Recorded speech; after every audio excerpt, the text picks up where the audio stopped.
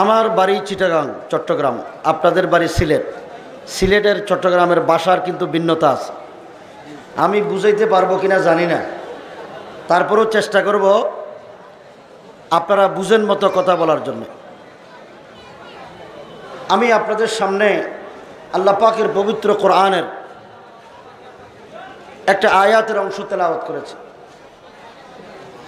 আল্লাহ রাব্বুল আলামিন বলেন, আল-ইয়াওমা আকমালতু লাকুম দীনাকুম ওয়া আতমামতু আলাইকুম নি'মাতি ওয়া রাদিতু লাকুমুল ইসলাম দীনা। আল্লাহ তাআলা এই আয়াত নাজিল করেছেন আমাদের নবী সৈয়দুল আম্বিয়া তাজদার মদিনা খাতামুল মুরসালিন হযরত মুহাম্মদ আরবি সাল্লাল্লাহু আলাইহি ওয়াসাল্লাম যখন বিদায় হজে ছিলেন। বিদায় হজের দিন আরাফাতের ময়দানে সোয়া লক্ষ সাহাবায়ে কেরামের উপস্থিতিতে আল্লাহ পাক এই আয়াত নাজিল করেছেন। আল্লাহ পাক বলেন, আল-ইয়াওমা আকমালতু লাকুম দীনাকুম, আজকের আরাফাতের দিন আমি তোমাদের জন্য দিনকে মোকাম্মল করে দিলাম, পরিপূর্ণ করে দিলাম। ওয়া আতমামতু আলাইকুম নি'মাতি, এখানে নেয়ামতের অর্থ হলো নেয়ামতে নবুয়ত। আল্লাহ পাক বলেন, আদম আলাইহিস সালাতু ওয়াস সালাম থেকে মুহাম্মদুর রাসূলুল্লাহ পর্যন্ত নবুয়তের যে নেয়ামতের সিলসিলা আমি জারি করেছিলাম, মুহাম্মদুর রাসূলুল্লাহর উপরে নেয়ামতে নবুয়তকে আমি স্বয়ং সম্পূর্ণ করে দিলাম। ওয়া রাযীতু লাকুমুল ইসলাম দীনা, এবং ও দুনিয়ার মানুষ, কিয়ামত পর্যন্ত আনেওয়ালা সমস্ত বনি আদমদের জন্য একমাত্র ইসলাম ধর্মই আমার কাছে সন্তুষ্ট, আমি সন্তুষ্ট। ইসলাম ধর্মের উপর আমি রাজি হয়ে গেলাম।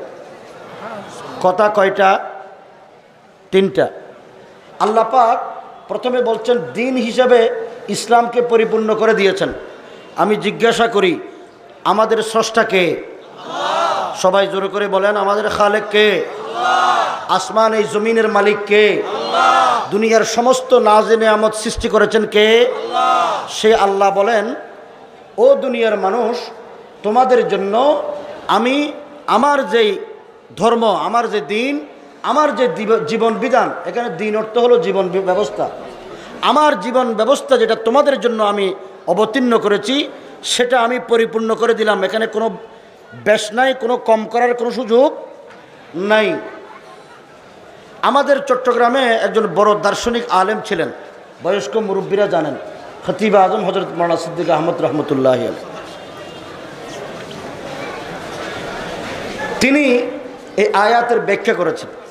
আমরা যখন ছোট ছিলাম তখন শুনেছি। হযরত খতিব আজম রহমতুল্লাহ আলাইহি বলেন, আল্লাহ পাক যদি বলেন তোমাদের জন্য আমি আমার দিনকে পরিপূর্ণ করে দিলাম, এখানে কিছু বেশ করা, কিছু কম করার কিন্তু কোনো সুযোগ আছে? কোনো সুযোগ নাই।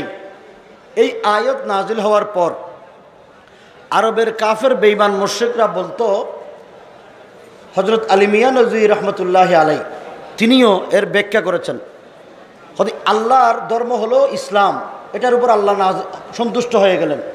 কিন্তু মূসা আলাইহিস সালাতু ওয়াস সালাম আল্লাহর জলিলুল কদর পয়গম্বর। আমার কথা কি আপনারা বুঝেন? মূসা আলাইহিস সালাতু ওয়াস সালাম আল্লাহর কি? জলিলুল কদর পয়গম্বর। ঈসা আলাইহিস সালাতু ওয়াস সালাম আল্লাহ পাকের জলিলুল কদর পয়গম্বর। মূসা আলাইহিস সালাতু ওয়াস সালামের উপর আল্লাহ পাক যে ধর্ম নাজিল করেছিলেন ওই ধর্মের নাম হলো ইহুদি ধর্ম। ঈসা আলাইহিস সালাতু ওয়াস সালামের উপরে যে ধর্ম নাজিল করেছিলেন ওই ধর্মের নাম হলো আধুনিক জমানায় খ্রিস্টান ধর্ম। আমি সংক্ষেপে বলছি যেহেতু সময় কম। ইহুদি ধর্ম আল্লাহ পাকের নবী মূসা আলাইহিস সালাতু ওয়াস সালামের ধর্ম। খ্রিস্টান ধর্ম আল্লাহ পাকের নবী ঈসা আলাইহিস সালাতু ওয়াস সালামের ধর্ম। আরবের কাফের এবং বেঈমান মুশরিকরা প্রশ্ন করত, মূসা আলাইহিস সালাতু ওয়াস সালাম আল্লাহর নবী, মূসা আলাইহিস সালামের উপরে যে ধর্ম সেটাও আল্লাহর নাজিলকৃত ধর্ম। ঈসা আলাইহিস সালাতু ওয়াস সালাম আল্লাহর নবী, ঈসা আলাইহিস সালামের উপরে যে ধর্ম সেটাও আল্লাহর নাজিলকৃত ধর্ম। মুহাম্মদ সাল্লাল্লাহু আলাইহি ওয়াসাল্লাম আল্লাহর মাহবুব, আল্লাহর নবী। মুহাম্মদ সাল্লাল্লাহু আলাইহি ওয়াসাল্লামের উপরে যে ধর্ম আল্লাহ নাজিল করেছেন সেই ধর্মের নাম হলো ইসলাম। আল্লাহ পাক ইসলাম ধর্মের উপরে সন্তুষ্ট। আগে যেই ধর্ম আল্লাহ নাজিল করেছেন, যেই নবীদের উপর আল্লাহ ধর্ম নাজিল করেছেন সেই ধর্মগুলোর উপর আল্লাহ অসন্তুষ্ট কেন? আমার কথা কি আপনারা বুঝেছেন? ইসলাম ধর্মের উপরে আল্লাহ সন্তুষ্টির গ্যারান্টি দিচ্ছেন, কিন্তু ইহুদি ধর্ম আল্লাহর, খ্রিস্টান ধর্ম আল্লাহর, এই দুই ধর্মের উপরে আল্লাহ পাক সন্তুষ্টির গ্যারান্টি দিলেন না কেন? এই প্রশ্ন আছে না নাই? এই প্রশ্নের উত্তর এই উপমহাদেশে বর্তখলা মাদ্রাসার, যেটা মা মাদ্রাসা উম্মুল মাদারিস দারুল উলুম দেওবন্দের দীর্ঘ সময়ের মুহতামিম হাকিমুল ইসলাম কারি মোহাম্মদ তৈয়ব রহমতুল্লাহ আলাই চমৎকারভাবে জবাব দিয়েছেন। তিনি বলেন ধর্ম দুই প্রকার।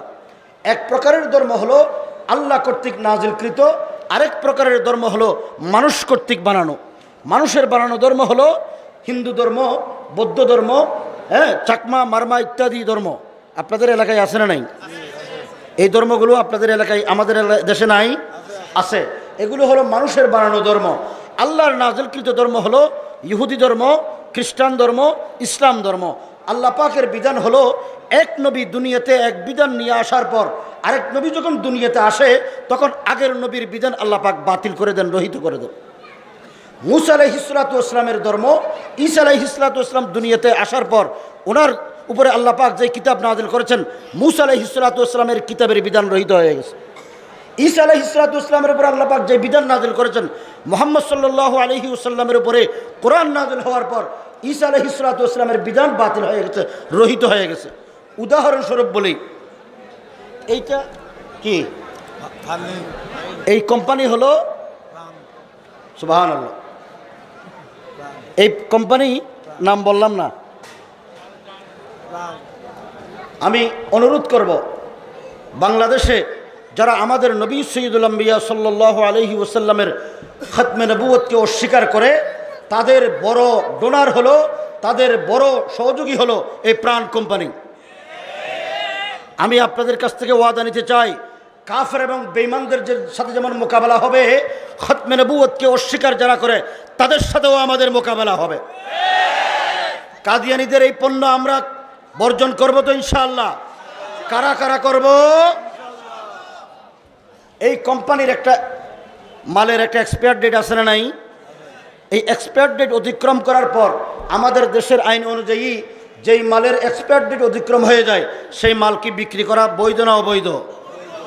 এই মাল যেমন এক্সপায়ার ডেট অতিক্রম করার কারণে অবৈধ হয়ে যায়, আল্লাহ পাকের নবী মুসা আলাইহিসসালাতু ওয়াসসালামের বিধান দুনিয়াতে এক্সপায়ার ডেট নিয়ে এসেছিলেন, এক্সপায়ার ডেট অতিক্রম হওয়ার কারণে সেই বিধান রহিত হয়ে গেছে, বাতিল হয়ে গেছে। ঈসা আলাইহিসসালাতু ওয়াসসালামের ধর্ম বিধানও এক্সপায়ার ডেট অতিক্রম হওয়ার কারণে বাতিল হয়ে গেছে। কিন্তু আল্লাহ পাক বলেন কিয়ামত পর্যন্ত আনেওয়ালা সমস্ত বনি আদমদের জন্য একমাত্র ধর্ম হলো ইসলাম, যেই ধর্মের কোনো এক্সপায়ার ডেট নাই। তাহলে এক্সপায়ার ডেট অতিক্রম হওয়ার কারণে এই ধর্ম বাতিল, এক। দ্বিতীয় নম্বর হলো ইহুদিদের গ্রন্থ এবং খ্রিস্টানদের গ্রন্থ, দুই গ্রন্থের ভিতরে তারা কিছু বেজাল তৈরি করেছেন, যেটা তাদের পণ্ডিত বুদ্ধিজীবীরা, আমাদের দেশে কিছু বুদ্ধিজীবী আছে না নাই? এদেরকে বুদ্ধিজীবী কেন বলা হয়? এরা বুদ্ধি বিক্রি করে খায়, আসেনি? আমাদের দেশে যারা শ্রম বিক্রি করে খায় তাদেরকে বলে শ্রমজীবী, যারা মাছ বিক্রি করে খায় তাদেরকে বলে মৎস্যজীবী। কথা ঠিক না বেঠিক? আর এরা বুদ্ধি বিক্রি করে খায়, এই জন্য এদের নাম দিয়েছে বুদ্ধিজীবী। আমি বলি এরা বুদ্ধিজীবী নয়, এরা বুদ্ধি প্রতিবন্ধী। কারণ এরা বুদ্ধি বিক্রি করে আমেরিকার বাজারে, এরা বুদ্ধি বিক্রি করে ভারতের সাম্রাজ্যবাদী ব্রাহ্মণ্যবাদী অপসংস্কৃতি এদেশে আমদানি করার জন্য এদের বাজারে, এরা বুদ্ধি বিক্রি করে ইসরায়েলে। এই বুদ্ধিজীবীগুলো বুদ্ধি প্রতিবন্ধী হওয়ার কারণে তাদের মস্তিষ্ক বিকৃত, তারা ইসলামের বিরুদ্ধে কথা বলে, নাস্তিকদের পক্ষে তারা ওকালতি করে, ইসলাম বিদ্বেষী শক্তিকে সহযোগিতা করে, এদেশের মসজিদ মাদ্রাসার বিরুদ্ধে তারা কথা বলে, আলেম ওলামাদের শানে বেয়াদবি করে, ইসলামের বিরুদ্ধে তারা হুঙ্কার দেওয়ার চেষ্টা করে। পরিষ্কার ভাষায় বলতে চাই, এই সমস্ত বুদ্ধিজীবীগুলো সরকারের মাথাও হয়, জনগণের ঈমানও হয়।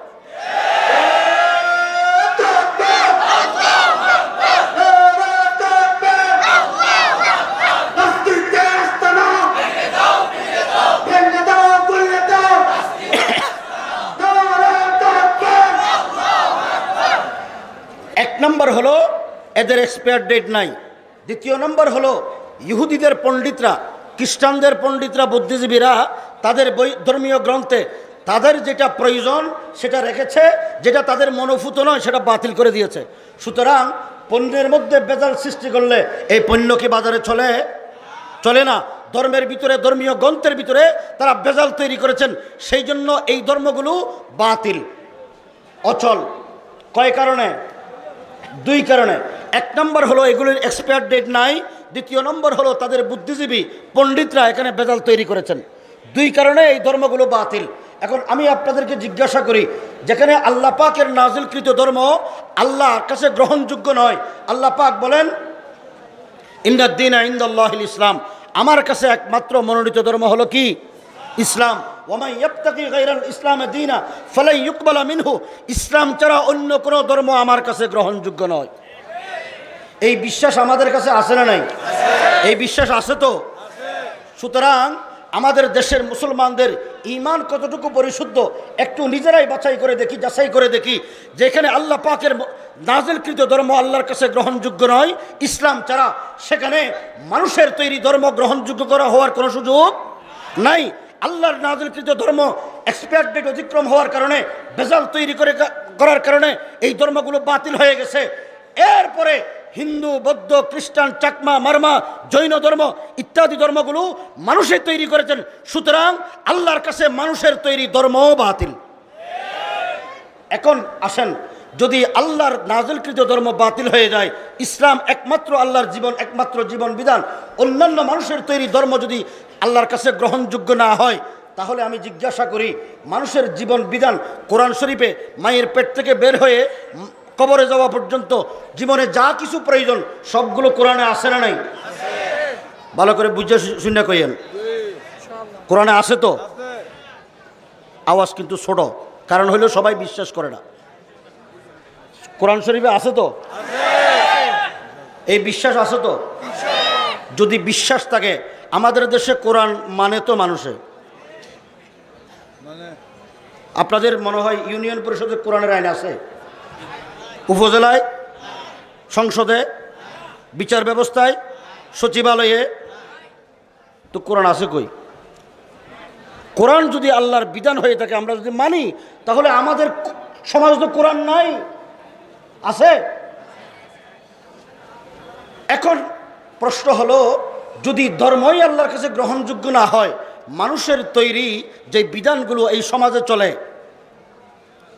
এদেশে মুসলমানের দেশ, এদেশ আলেম ওলামার দেশ, এদেশের মানুষ সকাল বেলায় কোরআন আল্লাহু আকবরের ধ্বনিতে যাদের ঘুম ভাঙে, আল্লাহু আকবরের ধ্বনিতে যেই দেশের সূর্য অস্তমিত হয়, এদেশের লক্ষ লক্ষ আলেম যেখানে কোরআনের তেলাওয়াত করে আল্লাহ পাকের রহমত নাজিল করে নিয়ে আসে, সেই দেশে মানুষের তৈরি মতবাদ দিয়ে কোনোদিন শান্তি আসবে? পরিষ্কার ভাষায় বলি, মানুষের তৈরি মতবাদ হলো ধর্মনিরপেক্ষ মতবাদ, মানুষের তৈরি মতবাদ হলো জাতীয়তাবাদ, মানুষের তৈরি মতবাদ হলো গণতন্ত্র, মানুষের তৈরি মতবাদ হলো সমাজতন্ত্র। আজকে বাংলাদেশে রাজনীতি যারা করেন, যারা রাজনীতির ময়দান উত্তপ্ত করেন, পরিষ্কার ভাষায় বলি, নামে মুসলমান করলে হবে না।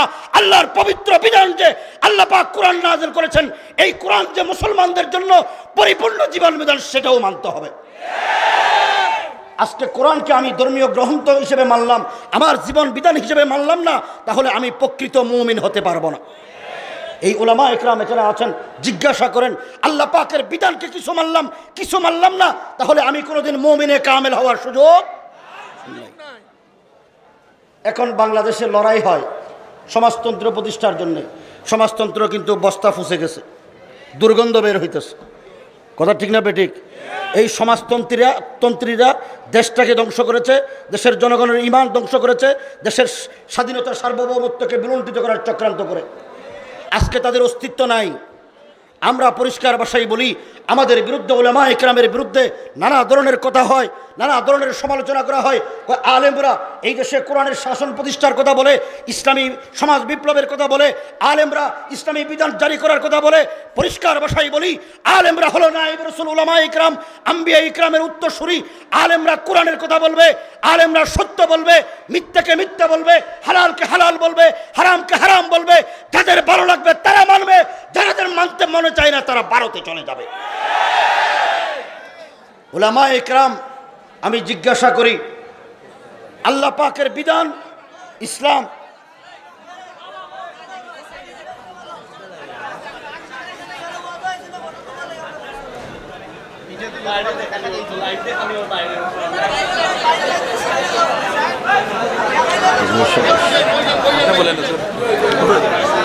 আমার কথা কি আপনারা বুঝেছেন? বাংলাদেশে ইসলাম যে পরিপূর্ণ জীবন বিধান কোরআন শরীফে আছে না নাই? আছে না নাই? কোরআনের বিরুদ্ধে যদি কোনো আইন হয়, পৃথিবীতে যত শক্তিশালী হোক না কেন, আল্লাহর কোরআনের বিধানকে বিকৃত করা, আল্লাহর কোরআনের বিরুদ্ধে কোনো আইন হবে, বাংলাদেশে তৌহিদি জনতা উলামায়ে কেরাম বেঁচে থাকতে তা কিন্তু কোনোদিন হতে দেওয়া যাবে না। বলতে সময় নাই, অনেক কিছু বলতে পারতাম। বাংলাদেশে অনেক কিছু হচ্ছে, আছে না নাই? আমি সংক্ষেপে বলি, যদি ইসলাম প্রতিষ্ঠার জন্য এই দেশটা কার? এই জমিন কার? এই আসমান কার? আমরা কার সৃষ্টি? তাহলে আল্লাহর দেওয়া জমিন, আল্লাহর সৃষ্টি, আমরা আল্লাহর জমিনে বাস করি, আল্লাহর নাজু নিয়ামত ভোগ করি, আল্লাহর বিধানের কথা আমরা বলবো। এই বিধানের কথা বলতে গিয়ে যদি কারো গায়ে লাগে, আমাদের কিছু আসে যায় না। পরিষ্কার ভাষায়, স্পষ্ট ভাষায় আমরা বলতে চাই, বাংলাদেশটা মুসলমানের দেশ, আলেম ওলামার দেশ, তৌহিদি জনতার দেশ, নায়েব রাসূলদের দেশ, ওলি আউলিয়াদের দেশ। এই দেশে ইসলামকে মেনেই রাজনীতি করতে হবে, এই দেশে ইসলামকে মেনেই রাজনীতি করতে হবে, সমাজ বিধান প্রতিষ্ঠা করতে হবে। কোন বাতিল মতবাদ দিয়ে এই দেশে শান্তি আনতে পারে না।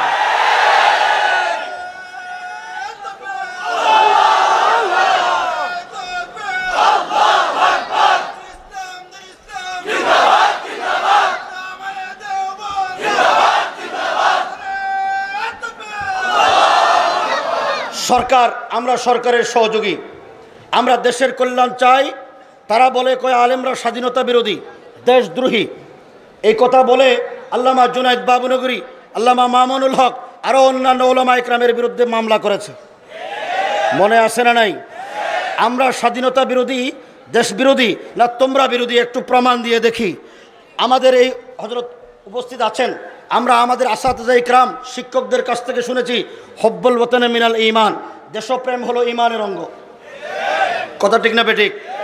এই শিক্ষা, এই বাণী একমাত্র কওমি মাদ্রাসায় শিক্ষা দেওয়া হয়। দেশপ্রেম ঈমানের অঙ্গ, দেশকে ভালোবাসা আমার ঈমান। সেই জন্য আল্লাহ রসুল বলেন, সীমান্ত, ইসলামী রাষ্ট্রের সীমান্ত পাহারা দেওয়া প্রত্যেক নাগরিকের জন্য খায়রুম মিনাদ দুনিয়া ওয়া মা ফিহা, আসমান এবং জমিনের মধ্যে যত উত্তম কাজ আছে তার চাইতে সর্বোত্তম কাজ হলো মুসলমানদের সীমান্ত পাহারা দেওয়া।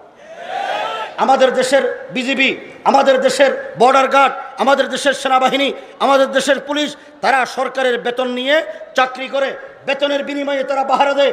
আমি পরিষ্কার ভাষায় বলি, যারা আমাদেরকে স্বাধীনতা বিরোধী বলো, যারা দেশের শত্রু বলো, তোমাদের কাছে পরিষ্কার ভাষায় বলতে চাই, সরকার পয়সা দিয়ে রাষ্ট্রের কোষাগার থেকে কোটি কোটি টাকা বেতন দিয়ে যাদেরকে পাহারা দেওয়ার জন্য রেখেছেন, তারা বেতন যতক্ষণ পাবে ততক্ষণ পাহারা দিবে। কিন্তু এই দেশের কওমি মাদ্রাসার ছাত্র শিক্ষক এই দেশটাকে পাহারা দিবে বিনা বেতনে, দেশের ঈমানের হেফাজতের জন্য, দেশের সীমান্তকে হেফাজতের জন্য।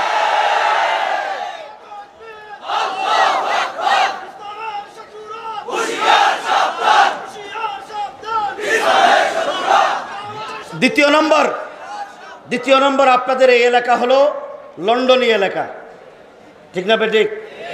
এদেশের অধিকাংশ নাগরিক উলামায়ে কেরাম লন্ডনে থাকেন, ইউরোপে থাকেন। আপনারা বলেন, এই দেশের আলেমরা বড় বড় উলামায়ে কেরাম ইউরোপে গিয়ে ওখান থেকে টাকা এনে এই দেশে মাদ্রাসা করেছে, কথা ঠিক না বেঠিক? মসজিদ করেছে। এদেশের গরিব, অসহায়, দরিদ্র, নিরন্ন, বস্তুহারা মানুষের সন্তানদেরকে লেখাপড়া শিখিয়ে মানুষ আদর্শ নাগরিক হিসেবে তৈরি করছেন, কথা ঠিক না বেঠিক?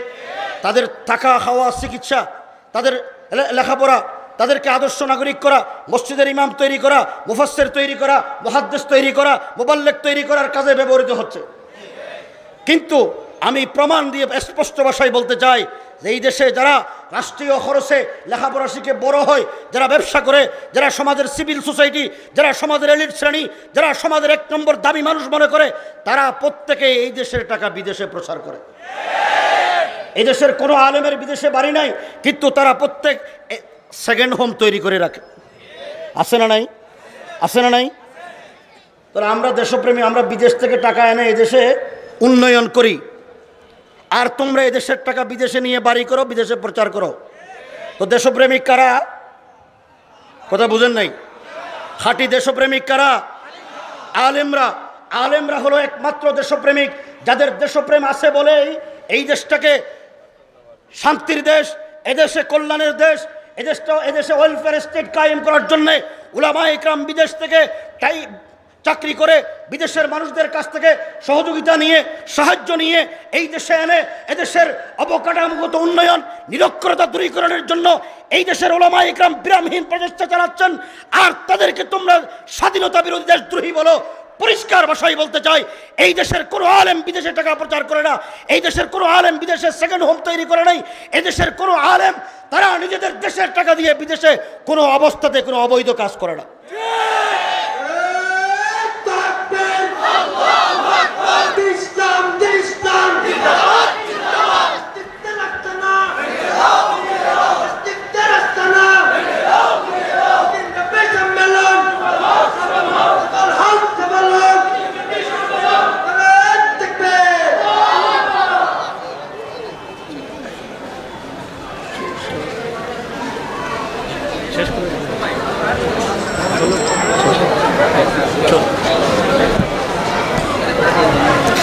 সরকার বলে, আমি আপনাদেরকে একটা কথা জিজ্ঞেস করি, আমাদের দেশের দুর্নীতি আছে না নাই? মনে হয় আপনাদের এলাকায় নাই, কারণ শাহজালালের দেশ, শাহজালালের অন্ততপক্ষে বইটা তো টাকা দরকার। এরা তো অলি মানে কি না? নির্বাচন আসলে তো অলির দরবারে গিয়ে একটু সালাম দেয়। তো যারা সালাম দেয় তারা অন্ততপক্ষে অলির সম্মানার্থে তো কিছু না করা দরকার। এই কাজটা তারা করে না বেশি করে? বেশি করেনি। সরকার দুর্নীতির বিরুদ্ধে দমন কমিশন করেছেন, দুর্নীতি দমন কমিশন। আমরা সরকারের সহযোগী, কারণ সরকার র্যাব, পুলিশ, বিজিবি, আইন, জেল দিয়ে দুর্নীতি দমন বন্ধ করতে পারে না। কিন্তু এদেশের বড় বড় দুর্নীতিবাজ কর্মকর্তা, বড় সন্ত্রাসী, বড় খুনি, বড় অপরাধী এই দেশের আল্লাহওয়ালা বুজুর্গ উলামায়ে ইকরামের সোহবতে মজলিসে বসার কারণে তারা আল্লাহওয়ালা দরবেশ হয়ে যায়। আছে না নাই? আছে না নাই? হযরত শেখ বাগা রহমতুল্লাহি আলাইহির অনেক ঘটনা আছে, শেখ কুরিয়া রহমতুল্লাহ আলাইহির ঘটনা আছে, মুশাহিদ আলী বাইয়ামপুরি রহমতুল্লাহ আলাইহির ঘটনা আছে। আছে না নাই? এই দেশে হযরত মাওলানা আথারী রহমতুল্লাহ আলাইহির অনেক ঘটনা আছে, হাটাদারির মুফতি আজম ফৈজুল্লাহ রহমতুল্লাহ আলাইহির ঘটনা আছে। বড় সন্ত্রাসী খুনি আলেমের দরবারে এসে সে দরবেশ হয়ে গেছে।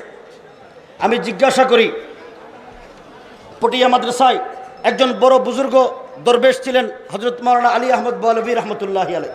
আমরা যখন পটিয়া মাদ্রাসার ছাত্র, তখন তার দরবারে এরশাদ সরকার আমলের একজন 31 খুনের মামলার আসামিকে নিয়ে আসা হয়েছে।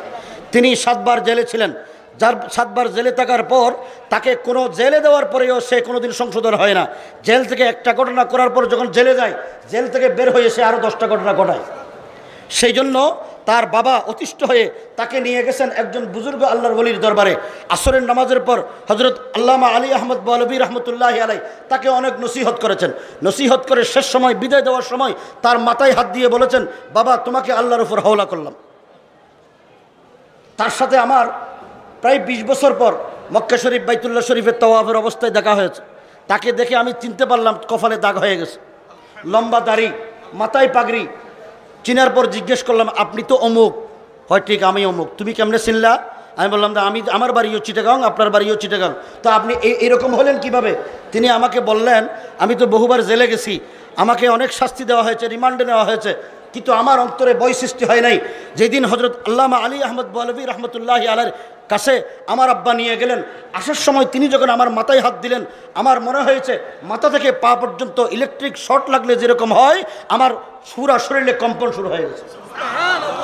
আমি ওই দিন তওবা করেছি, জীবনে কোনোদিন কোনো অন্যায় করব না, কোনো সন্ত্রাস করব না, কোনো চাঁদাবাজি করব না। ওই দিন তওবা করে বাইতুল্লাহ এসেছি, আল্লাহ পাক যেন আমাকে মাফ করেন। প্রতিদিন বাইতুল্লাহ 5 ওয়াক্ত নামাজ পড়ি, কিন্তু মানুষের যে অন্যায় করেছি, এই অন্যায়ের অনুভূতি আমার অন্তরে যে সৃষ্টি হয়েছে, সেটা র্যাব, পুলিশ, বিজিবি রিমান্ডে নিয়ে আমাকে তৈরি করতে পারে নাই। হযরত বলবী সাহেব রহমতুল্লাহি আলাইহির আধা ঘন্টার সোহবতে আমাকে তৈরি করেছে। আছে না নাই? আছে না নাই?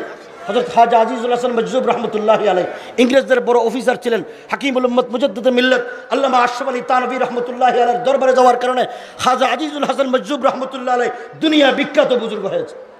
কথা ঠিক না বেঠিক? সরকার দুর্নীতি দমন করার জন্য হাজারো চেষ্টা করছেন, কিন্তু দুর্নীতি বন্ধ হয় না। বন্ধ হয় না কেন? তার একমাত্র কারণ আপনাদের এলাকায় সিসি ক্যামেরা আসেনি, আসে না নাই? এই সিসি ক্যামেরায় কারা কি করে সব কিন্তু ধরা পড়ে কিনা পড়ে। সেই জন্য যেই সমস্ত অফিসে সিসি ক্যামেরা আছে ওখানে অপরাধ কম হয়। আল্লাহ পাকের যে কুদরতি সিসি ক্যামেরা আছে এটা আমাদের বিশ্বাস আছে না নাই? হ্যাঁ, আল্লাহ পাকের সেই সিসি ক্যামেরা থেকে আমরা তো উপরে যা করি তা সিসি ক্যামেরায় ধরা পড়ে, ভিতরে যে শয়তানি আছে এগুলি তো ধরা পড়ে না। এটা কিন্তু আল্লাহ পাকের কুদরতি সিসি ক্যামেরায় ধরা পড়ে। কথা ঠিক না বেঠিক? এই সিসি ক্যামেরায় ধরা পড়ার ভয় যাদের অন্তরে নাই তারা কিন্তু যত শিক্ষিত হোক না কেন তারা কিন্তু দুর্নীতি করবে। কথা ঠিক না বেঠিক?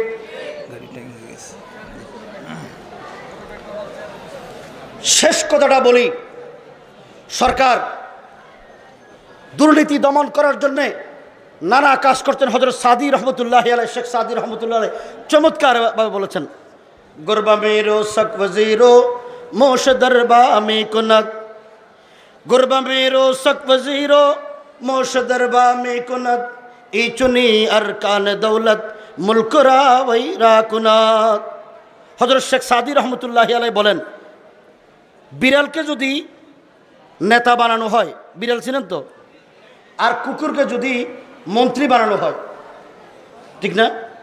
ইঁদুরকে যদি বাইতুল মালের জিম্মাদারি দেওয়া হয়, বলেন তো সে রাষ্ট্রের অবস্থা কি হবে? সুতরাং এই দুর্নীতি দমন কমিশন দিয়ে দেশ ভালো হবে না। ভালো হওয়ার একমাত্র ব্যবস্থা হলো ক্লাস 1 থেকে এমএ পাস করা পর্যন্ত আল্লাহ পাকের ভয় মানুষের অন্তরে সৃষ্টি হয়, সেই শিক্ষাকে বাধ্যতামূলক করতে হবে।